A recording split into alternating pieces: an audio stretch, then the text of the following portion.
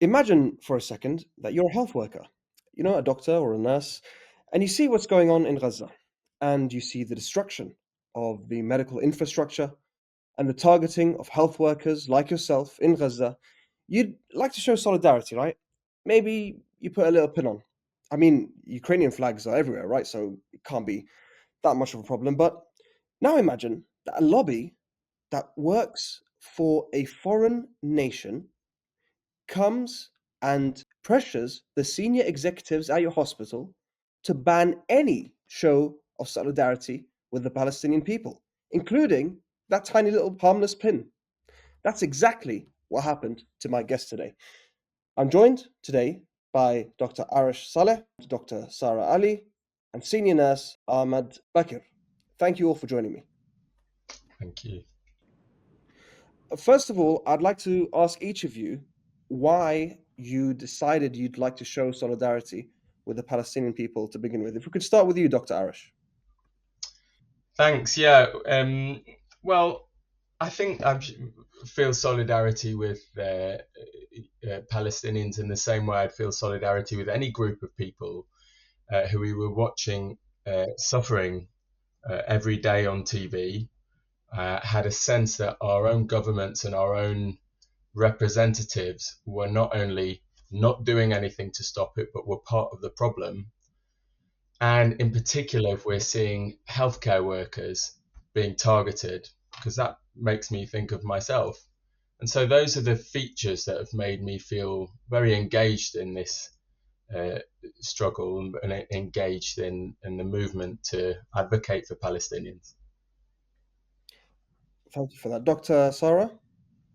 Um, I mean, for me, what really drove me to join this legal action is that I feel a deep sense of moral obligation to speak up, not only as a human being, but as a healthcare worker. I mean, our job is all about care and compassion.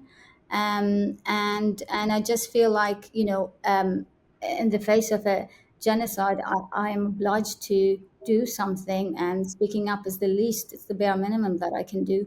I feel like silence is basically complicity, and I cannot remain silent.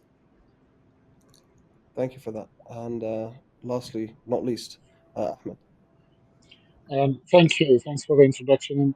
Um, the question is, why would you show solidarity with Palestine? I think, well, first and most is I'm not showing solidarity. I'm showing my identity. I am Palestinian, and I'm celebrating my identity. I'm proud of who I am, and I'm proud of my heritage. So that's the first thing and the fundamental thing. The other part is I'm showing solidarity to humanity. Palestinians suffer. I feel a moral obligation that I need to support my fellow Palestinians, but also my fellow humans.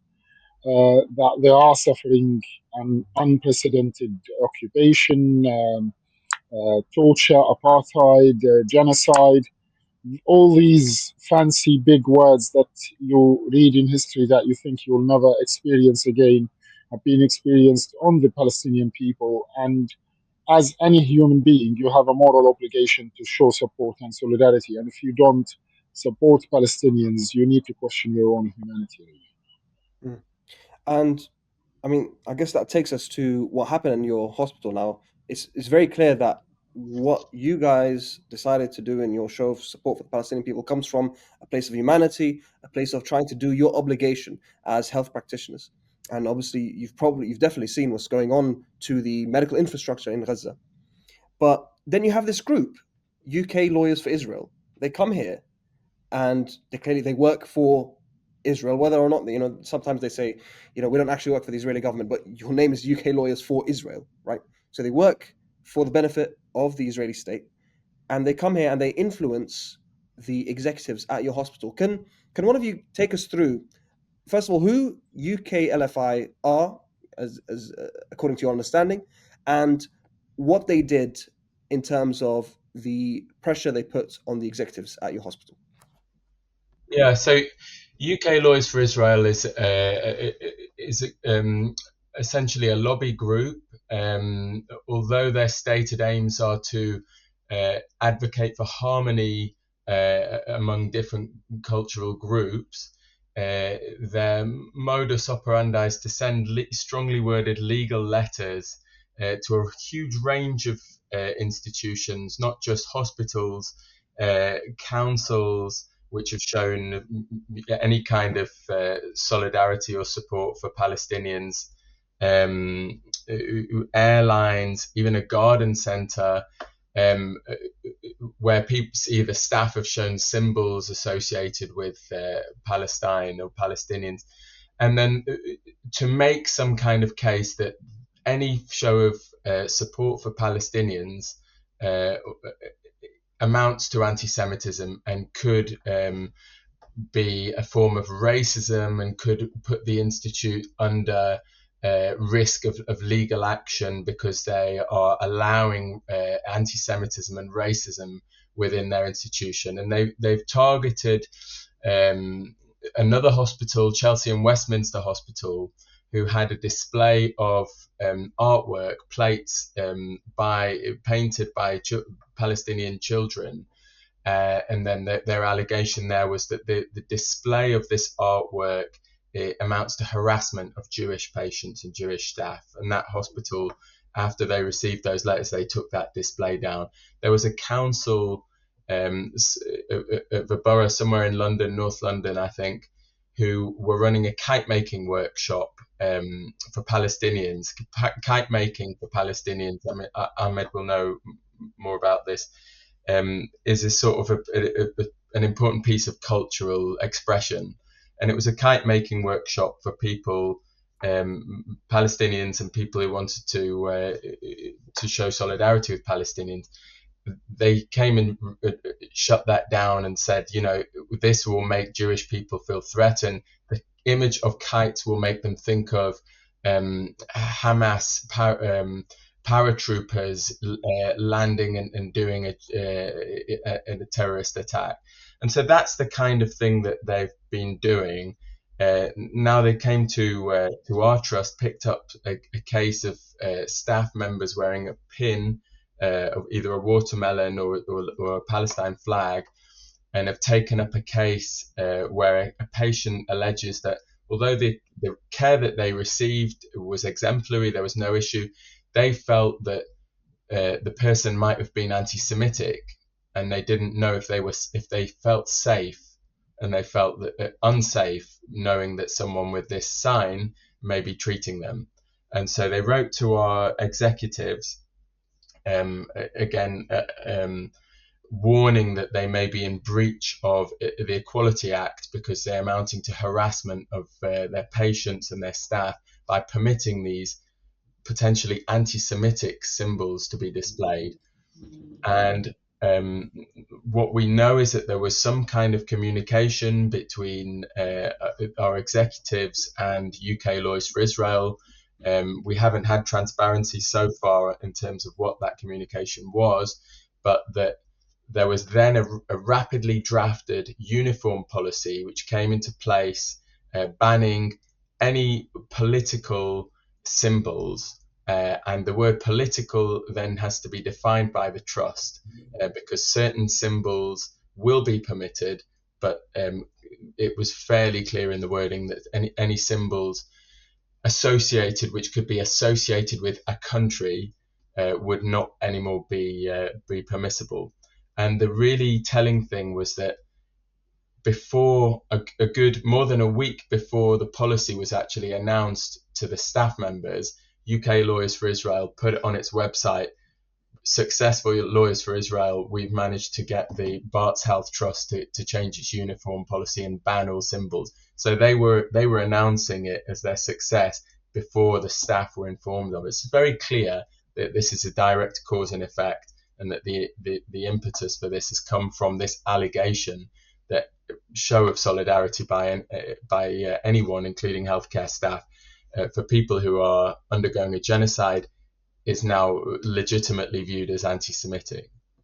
Well, does this also include Ukraine flags, the ban on symbols?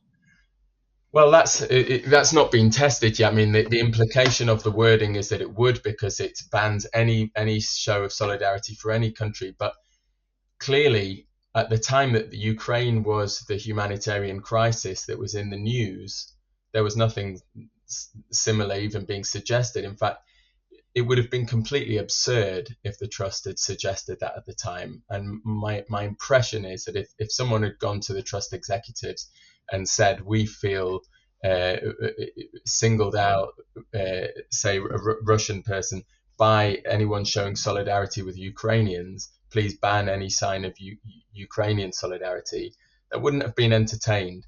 But now we're into a situation where there's in many ways, a humanitarian crisis of much greater levels of suffering, targeting of healthcare workers, destruction on an unprecedented level.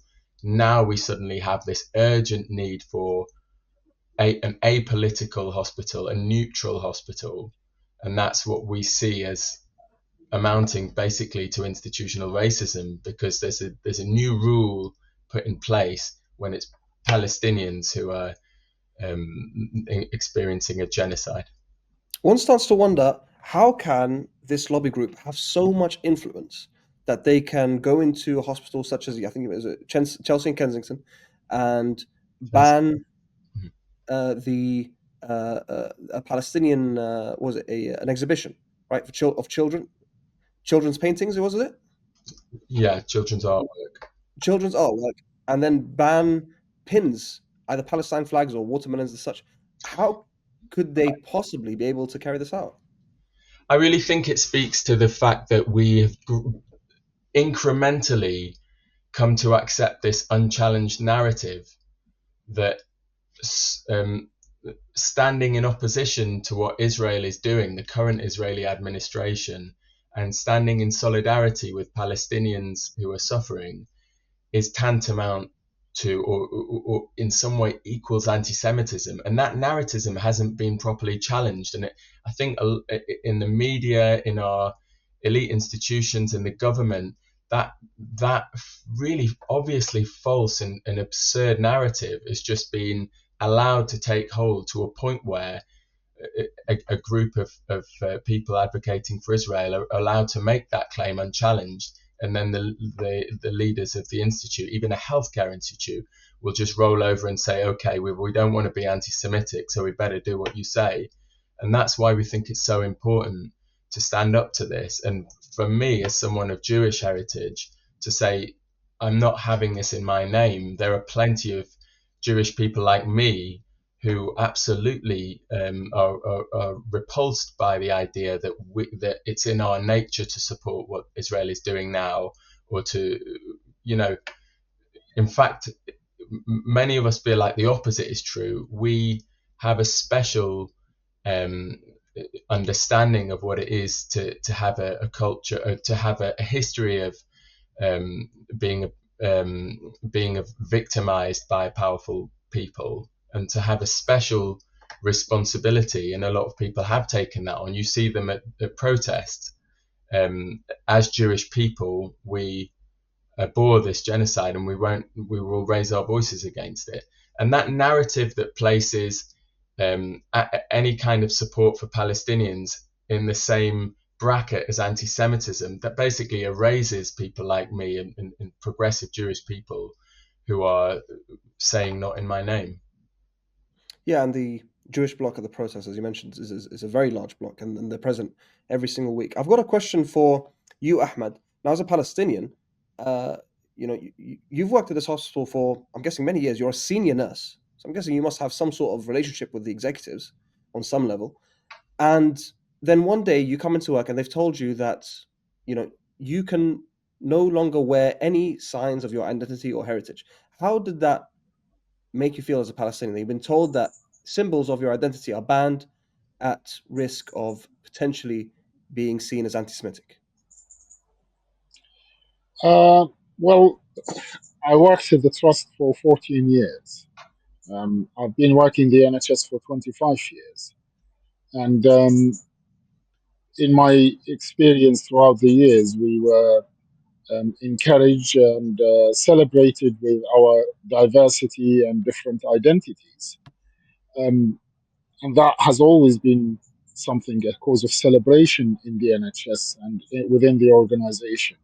So the recent changes shows that the NHS is betraying its own principles and willing to suppress its staff, deny their identities, and de- dehumanize the staff as long as this is in line and pleases the UK lawyers for Israel and avoiding them the headache of being accused of anti-Semitism.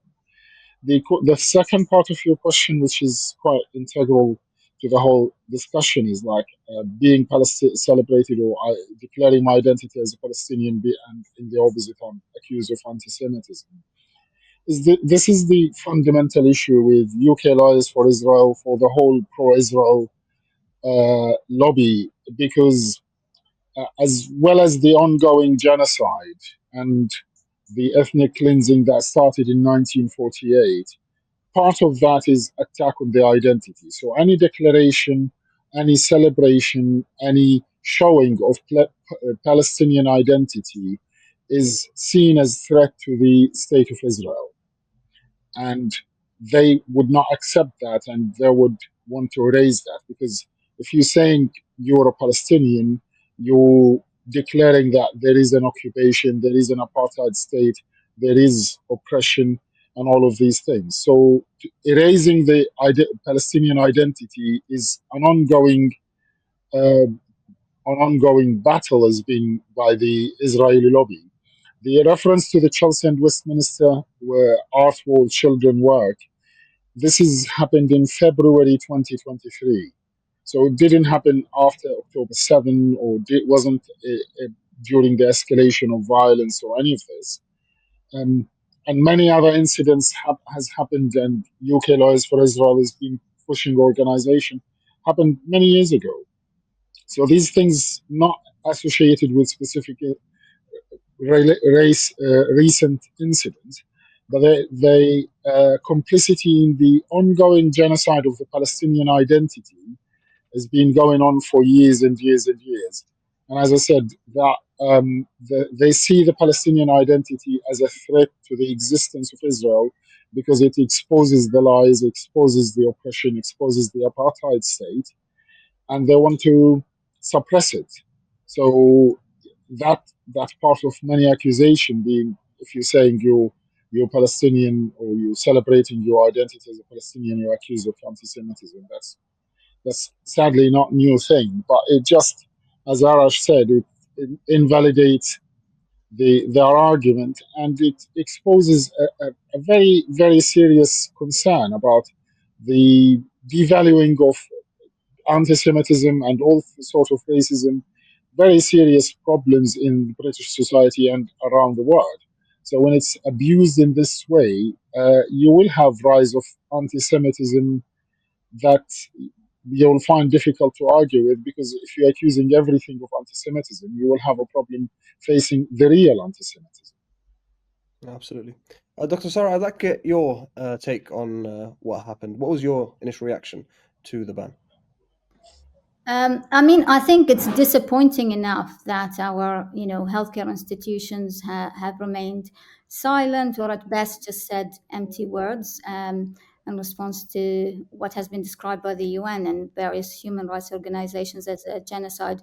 So for them to then actively suppress expressions of support for the Palestinian people is, in my opinion, frankly disgraceful, to say the least. I mean, I agree with Dr. Saleh that, it would be absurd to say that showing support for Ukraine suggests that a person would discriminate against a Russian person, a Russian patient. It's similar to saying that a healthcare professional who's, say, visibly Muslim like myself, or visibly Christian or Jewish, would discriminate against a patient who's of a different faith. So for me, the policy is problematic at so many levels. I mean, not only is it a direct attack on our civil liberties and our right to freedom of expression, but as I said, it also assumes that that because you support Palestine or show support for Palestine, that's somehow kind of a legitimate basis to question your integrity and professionalism. That brings me on to the actions that you guys took in response to this. Now, you didn't take it lying down. You decided to start a campaign against the executive leadership of the trust in order to protect freedom of speech and freedom of expression. It's called Bart's Health for Palestine. Yeah, that's right. And Right.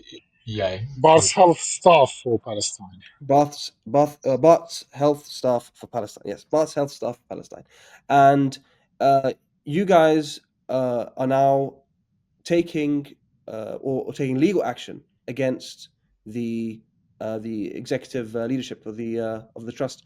Could you go into a little bit about how that started, where things are at the moment?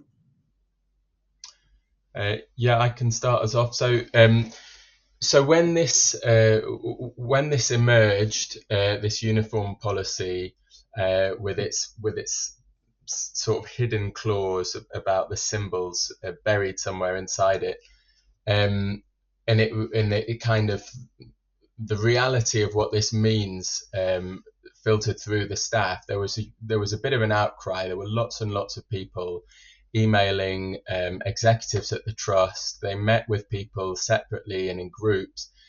A few of us who met within a group and felt completely dissatisfied with the sort of explanations we were given, with the sort of proposed remedy, and with a sort of inaction where we were being told, oh, we'll take this very seriously, we'll get right back to you, but then the steps that we'd sort of agreed on for taking it forward, we had to constantly chase it up. It was clear that there was no real appetite to do anything about this. We came to the conclusion that the only way to take this on seriously and have a serious chance of changing things was to unfortunately take our trust to court, and so take them to an employment tribunal. And that's a very expensive thing to do.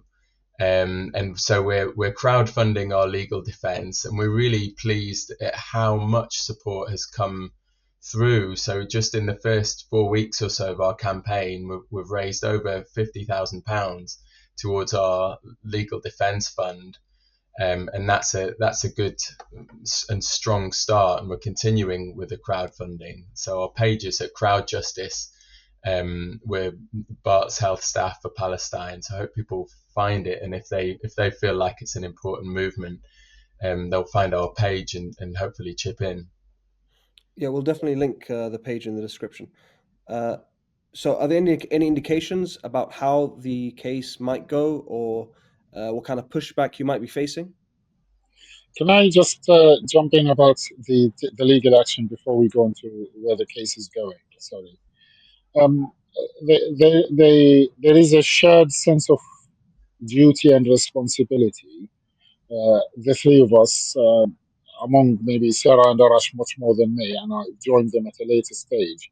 But it's that important feeling that we can't be silent. We can't just accept this as an outcome and just get on with it. As Sarah has mentioned before, silence is complicity, and we can't be silent. Um, this is this is an attack on pro-Palestine movement, an attack on the freedom of expression. And if we accept this, we don't know what next will be coming. And it's part of a wider attack on any pro-Palestine expression. So we have a moral duty, and we have ethical duty, and we have a duty to do something. Whatever that we can, we have to do something, and we can't just accept, oh, we can't do anything, because that's not an acceptable situation. That's not acceptable outcome. So Sarah, Arash, and myself decided with take the legal action. Um, as Arash mentioned earlier, with Sarah there is a huge risk. She's a junior doctor, so there she's putting her career on the line. We are being exposed. There is a lot of risk with these actions. Nonetheless, it's nothing to compare to what Gaza is going through, the people of Gaza is going through. And our moral duty is that we see something wrong, we have to do something about it. Regardless of whether we can change it or not, we at least have to try. We can't just accept and say we can do nothing. And I just wanted to add to that you know there are actually many more health workers who share our sentiments and feel very aggrieved by this policy. So it's not just like it's only the three of us in the entirety of Barts Health that feel this way, but obviously people are concerned about the repercussions on their careers and even livelihoods. But as Ahmed said, here we're dealing with, children being killed, people being shot at, so-called humanitarian aid distribution sites. And when you see all of this, you can't possibly just say, I prioritize I don't know, my career over this. Like, I cannot possibly do that. Um, um, you know, uh, I would rather live when having respect for myself as a human being and risk my career. I'm prepared to do that. It actually brings me on to another question. How's reception been from your fellow colleagues, from your fellow health workers, doctors, etc., in general? I was going to say I was going to say as you were speaking. I mean, I've had a really nice outpouring of support from colleagues, not just my friends and people I know, but people I don't really know who I'd sort of walked past in the corridor, who have become aware of what I'm doing and have come up to me and said, we're all with you. It's such an important thing. Thank you for doing it. And it's really nice to see, and it was really to some extent restores my faith in humanity to know that I'm not alone here. Every like healthcare workers agree about this. It's not controversial for healthcare workers to raise their voice against the genocide. There were healthcare workers speaking out against the Iraq War, healthcare workers speaking about, I'm sure at the time, about the apartheid in South Africa. This is the most natural thing for healthcare workers to see what's happening, and be among the group of people that aren't allowing that to happen. So I think there's a real awareness that we're in weird times where a completely uncontroversial human response to a tragedy, in a genocide, is being twisted into something controversial, racist, partisan, and it's just not the reality of it. And it's really nice to see my colleagues feeling that too. And so many of them, as Sarah said, have said, while we were thinking about doing this, or as it started, I wish I could have been with you. We really want to do it too. I can't risk my job right now. There's too much at stake, and it's totally understandable. But it's a much bigger movement, not just within our trust, but healthcare workers up and down the country. So, to add another point here, because we have also an overwhelming support from the local community at Walthamstow, at Leytonstone, Waltham Forest, Royal London, the surrounding areas of our local hospitals. And as somebody put it out to me, like, if my doctor doesn't care about children being killed, I don't think that they will care about me. So that, showing that human side of the profession, is very important thing. We always talk about being compassionate, delivering compassionate care. And if somebody is seeing children murdered on a daily basis, um, uh, over the last 2 years, and not affected by that, do you want that person to look after you? Well, it's been really an inspiration to speak to all of you, to see you stand up against such, some might say overwhelming odds, and the fact that you stand with the health workers that are facing insurmountable odds in Gaza. I mean, they're targeted in ways that we couldn't even imagine a few years ago. So thank you all for joining me, Dr. Arash Saleh, Dr. Sarah Ali, and senior nurse Ahmed Bakr. Thank you all, and I wish you all the best with this case. Thank Thank you you so very much. Thank you. Thanks for having us. much. Thank you.